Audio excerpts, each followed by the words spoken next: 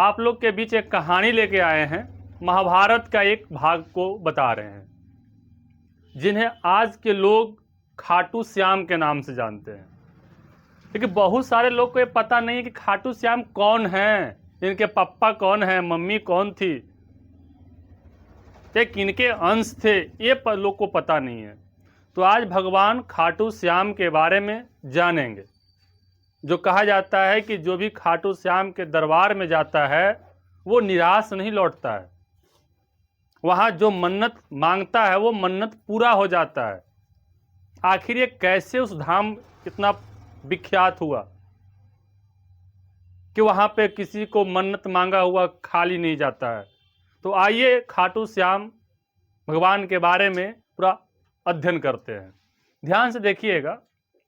बात है उस समय की जब भीम जंगल में उनको वनवास हुआ था हस्तिनापुर से, तो उसी जंगल में एक राक्षिनी थी हिडम्बना, उससे भीम का किए थे, शादी किए थे, और उन्हीं से एक पुत्र की प्राप्ति हुआ जिनका नाम घटोत्कच था।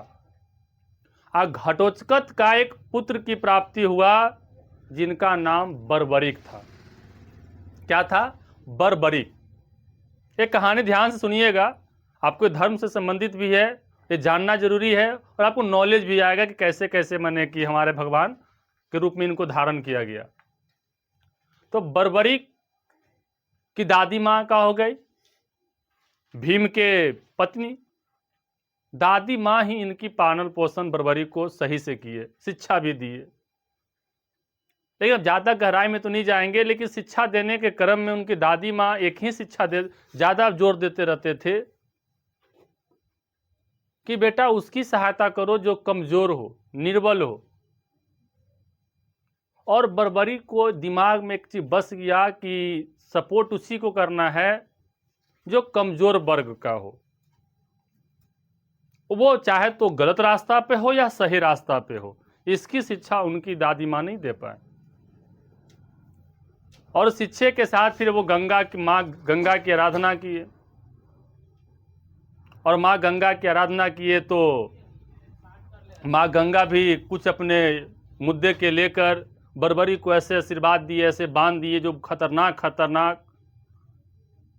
तो बर्बरिक की दादी माँ एक कुल पूजा माने कि कुल देवता की कहाँ पूजा करवाए, और वहां से इनका माने पूजा पाठ करने के बाद सिद्धि के रूप में इनके पास 3 मंत्र आया, मतलब कि 3 बाण। इसीलिए बोला जाता है कि श्याम खाटू को 3 बाण की धारी भी बोला जाता है। हम पूरा अच्छा से बता दे रहे हैं कि कैसे है। तो बर्बरिक के पास 3 बाण था। ध्यान समझ में आ रहा है? 3 बाण। तो 3 बाण में होता था क्या कि एक बाण निशाना लगाने के लिए, और दूसरा बाण अगर चल गया तो पूरा कहानी का हो जाएगा खत्म। और जब महाभारत का लड़ाई जब निश्चित हो गया कि लड़ाई होना ही है, तो अब सबको पता है कि पूरा सिस्टम को चलाने वाले कौन थे? भगवान श्री कृष्ण थे, सब उन्हीं के हाथ में था। तो सबसे पूछ रहे थे कि आई जी वो महाभारत करवावे थी वो कितना नहीं चलते? तो कोई कहे 18 महीना, कोई कहे 18 साल, कोई कहे 18, मैंने जरा जितना बुझाइल है जे बोल ले। यही बात पूछते पूछते बर्बरिक से पूछ दी कि बताओ बर्बरिक। अब बर्बरिक भगवान श्री कृष्ण को गुरु मानता था कि कितना दिन चलेगा महाभारत?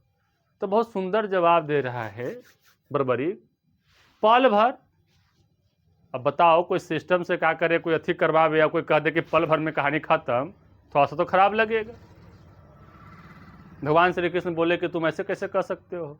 तो कि प्रभु एक बार में टारगेट पूरा करेंगे और दूसरा में चला देंगे, कहानी क्या हो जाएगा खत्म, तीसरा की जरूरत नहीं पड़ेगा। 3 को बहाने था इसके पास। तो एकदम तुम सुनिश्चित हो कि एकदम तुम क्या कर दोगे, माने कि 3 बार में क्या हो जाएगा खत्म, माने कि एक बार में टारगेट दूसरा में पूरा खत्म। ताकि हाँ, तो परीक्षा लेने के लिए वह पीपर का एक क्या था, पेड़ था। बोले कि तुम क्या इसको एक बाण में पूरा में छेद कर देगा? तो कि जी गुरुदेव, एक में निशाना लगा देंगे और दूसरा काम क्या कर देंगे, छेद कर देंगे। उसको एग्जाम परीक्षा के लिए वो पेड़ में बोला गया कि सब पत्ता में क्या कर दो, छेद करके दिखाओ। क्या किया, जैसे ही टारगेट क्या किया, बाण पहला चलाया, सब निशाने पर आ गया और दूसरा बाण में से क्या हो गया, छेद हो गया। अब भगवान श्री कृष्ण एक पत्ता पैर तर क्या कर लिए, जाप लिए, और वो बाण आके पैर तर क्या हो गया, खड़ा हो गया। बर्बरिक बोला प्रभु आप पैर क्या कीजिए, हटाइए, एक निशाना यहाँ भी है। भगवान श्री कृष्ण को लगा पत्ता इसलिए छुपाए थे क्योंकि जान रहे थे कि लड़ाई में कोई योद्धा छुपा हुआ भी रह सकता है। ये तो बोले कि दम, ये तो 100% क्लियर किया, जब 1% इधर उधर नहीं, 100 एक्यूरेटी क्या कर दिया।